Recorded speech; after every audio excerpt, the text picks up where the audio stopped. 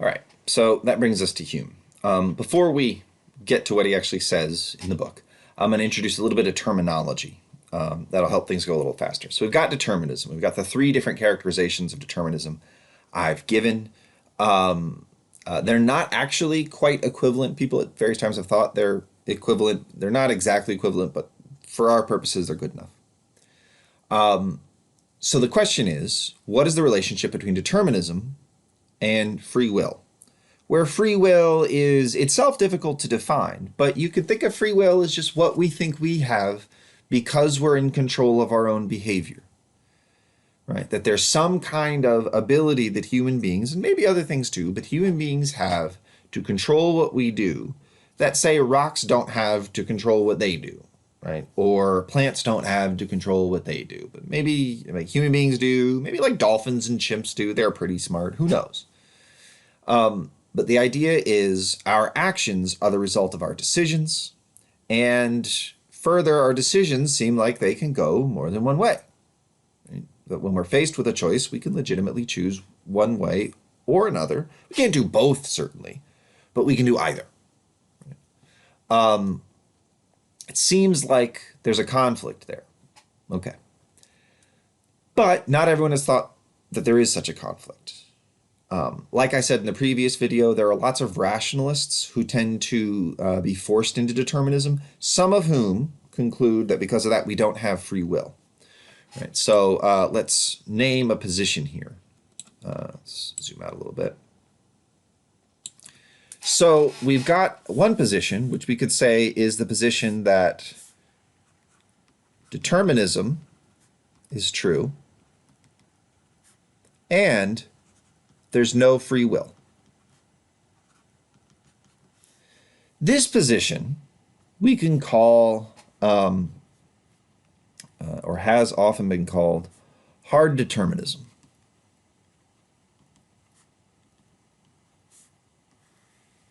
Hard because I guess people are supposed to be hard-headed about it, right? These are people who think, well, determinism's true, so no one's free like we thought. You very often find people on the internet being hard determinists who like to show you how stupid you are for believing in free will. That said, there are some perfectly lovely people who are hard determinists. My dissertation advisor is he's probably the most famous hard determinist alive, and he's just a lovely guy. So they're not all obnoxious people online, but it's a position, right? Determinism is true, and because determinism is true, we don't have free will. So actually, like, I won't draw this as a plus sign. This should be an arrow. That because determinism is true, we don't have free will. Right? Then there are those who say that determinism is false, so I'll say indeterminism is true.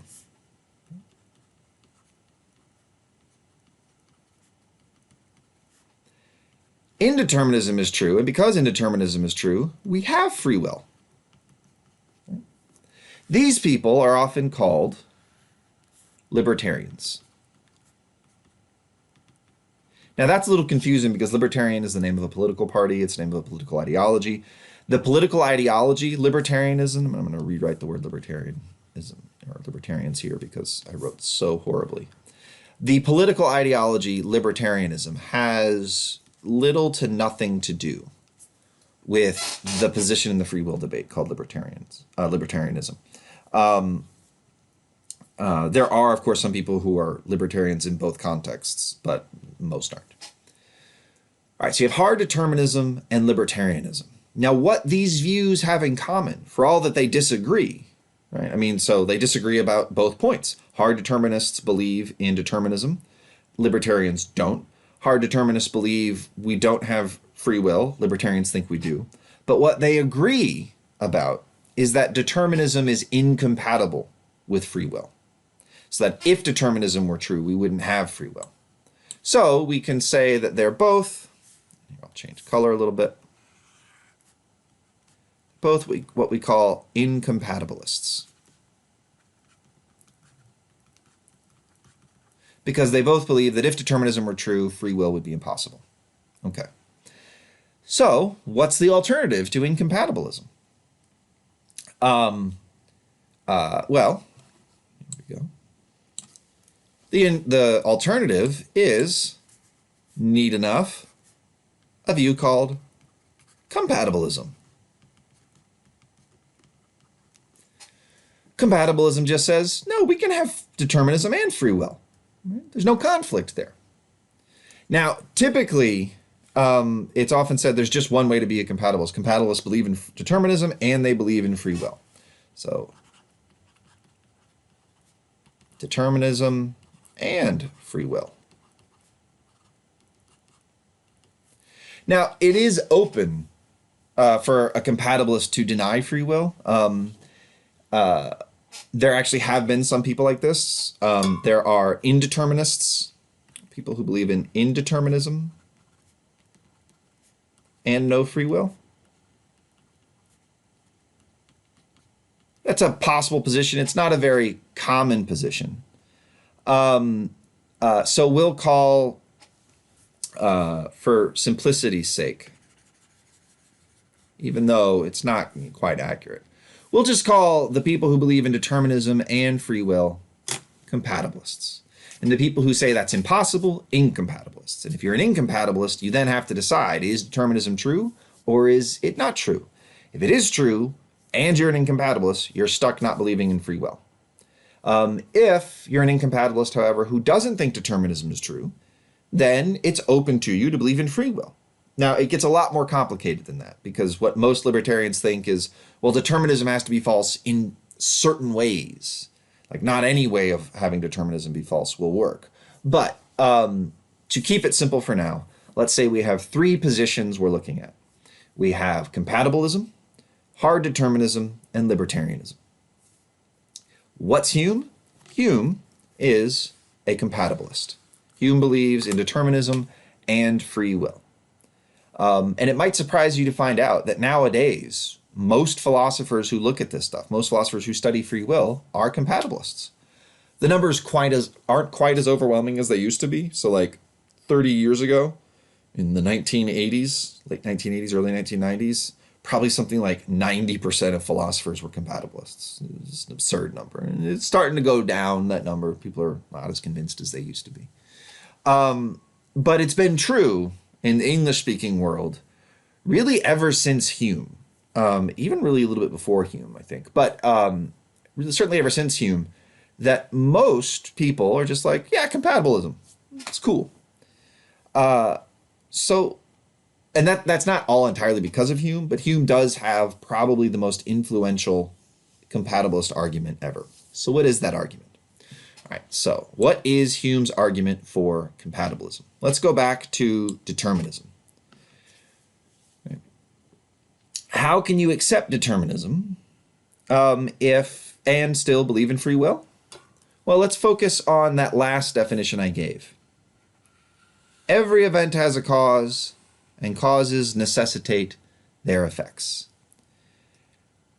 Keep in mind what Hume's definition of necessity is, of causation is.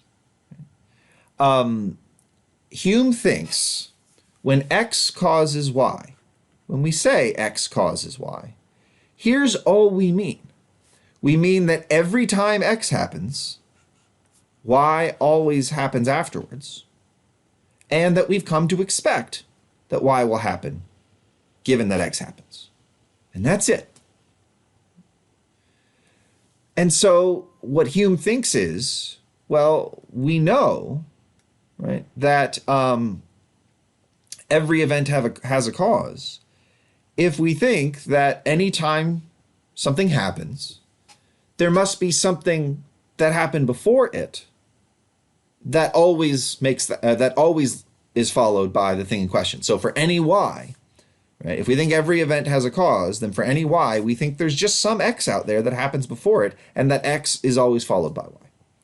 Right? And if causes necessitate their effects, well, all that means is this happens invariably, and we always expect it. That's what necessity consists in.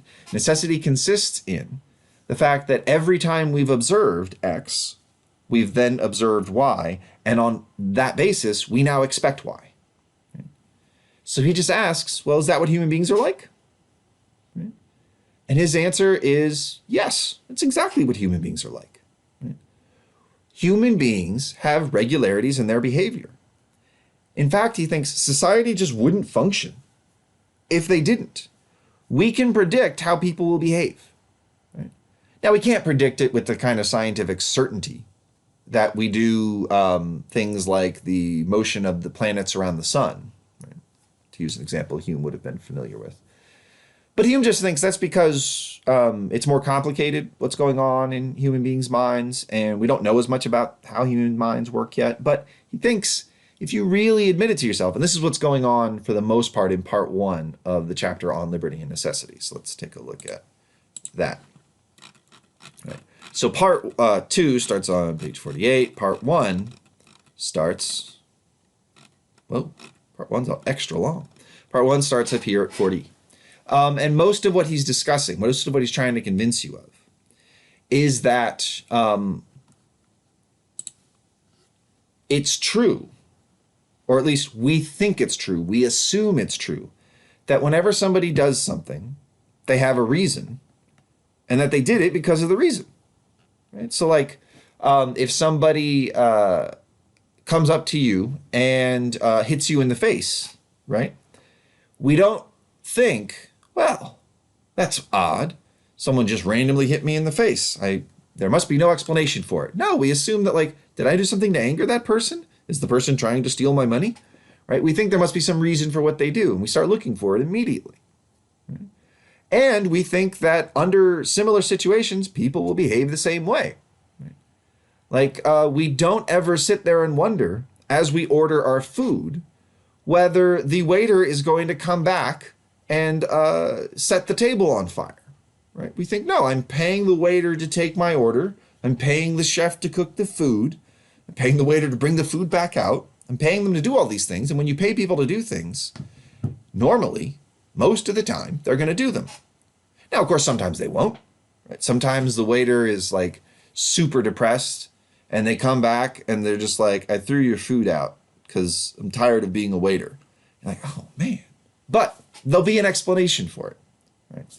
When things don't go as we expect them to, what Hume points out is we automatically start looking for, well, what was different about this case? What different circumstances are there that made this go differently than normally? And when we find out the waiter's depressed, right, because like they thought they were going to get a job working as an actor on a pilot, or they got a job as working as an actor on a pilot, but the show didn't get picked up, so now they're super depressed. We're like, oh, yeah, we thought this was the ordinary pay a waiter to bring us food situation, but it's actually the struggling actor giving up on their dreams situation. So now it makes sense for why they threw our food away. Right? We think we can make sense of people's behavior on account of their reasons, the reasons they have to do things, right? Which is like their desires, their interests, what they believe about the world. We think if we can figure out how people think about the world, we can figure out how they'll behave. Right? And it's super complicated, so we can't predict it with the same level of precision we do other things. But that doesn't mean that we think that people just do stuff without any cause. It doesn't mean that we think that a person will just randomly, for no reason at all, start doing crazy weird stuff. Right? If the waiter comes back and said, I threw your food away, we think there must be a reason. If we ask them, like, why'd you do that? And they're like, I don't know. You're like, well, were you mad? Did you perchance have to give up on your dream of being an actor? And they're like, no. Like, that would be deeply weird. It'd be so weird that we would think there's something wrong with their brain. Something's gone wrong there. So we start looking for an explanation, maybe other than reasons, but it's still a cause for what they did. Hume thinks no one has ever seriously denied the idea that human behavior has a cause, just like everything else in nature. And no one has seriously denied that we have reasonable expectations about how people will behave. Right? So we have constant conjunction, and we have the formation of an expectation, which just means, Hume thinks, we've admitted that those actions were necessitated by their causes, and they all have causes. So we've admitted determinism. That's what part 1 of Liberty and Necessity is mostly devoted to, just showing you that you believe in determinism.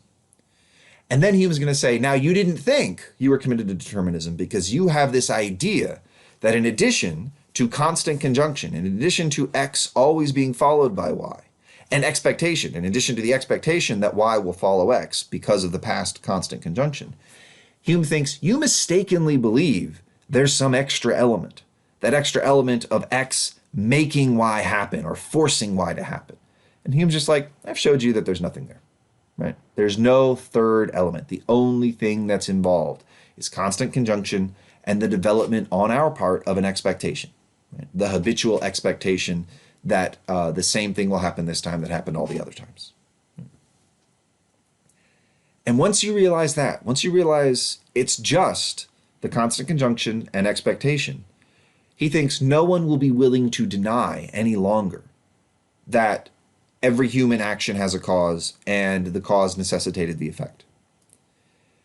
It's only that we think that in the ordinary case, the case of inanimate objects, right? So the case of like a pen, right? It's only because we think that my hitting the pen forced the pen to do something, right? That in addition to the constant conjunction of every time we've seen somebody hit a pen, right, the pen falling, right, in this kind of circumstance. In addition to that, and in addition to the expectation we all have of the pen going down when I hit it, right? In addition, Hume thinks a lot of us mistakenly believe there's some extra element of my hand making the pen do something, forcing it to do something. And Hume just thinks, no, right? To say that it's necessary is just to say that it's always happened that way and we expect it to continue to happen that way. And once you realize that, you realize that there's no problem in admitting that people do what they do because of causes, right? That I do, like, for example, I'm making this video right now because I'm getting paid to make this video, right? What causes this action? The fact that I'm paid to do it, right? That's why a lot of people do a lot of things. And as Hume points out, society would fall apart if we didn't. And so no one seriously denies that. What Hume thinks seems troubling about it is the thought that the fact that I'm being paid makes me do it, right? It like forces me to do it. I'm constrained. But he thinks you're not constrained. It's just that one thing always follows another, and we expect it to in the future. That's it, right? So what Hume thinks is he can just show that determinism is true. Right? He can show that every event has a cause and causes necessitate their effects. Or rather, what he can show is you believe that. You believe determinism is true. You believe that every event, every action or every event, whether it's a human action or whether it's an event involving inanimate objects, that they all have causes. And you admit that you expect the same kind of regularities you've observed in the past to continue into the future. Right? You've never seriously denied it. You've only gotten worried about the name determinism. You've only gotten worried about the name necessity because you think there's something else going on. Something that you're sure is true of the inanimate object. And Hume, through the whole first part of this book, has just been trying to show you it's not true of the inanimate object either. There's no forcing. There's no making happen. So now that that's true, the question just is, do we have free will? Right? So Hume thinks he's established that determinism is true. And now the question just is, do we think that people have free will? Do we think they have liberty? And Hume has a particular definition of liberty on which, he says, it'll become clear that we do have liberty or free will.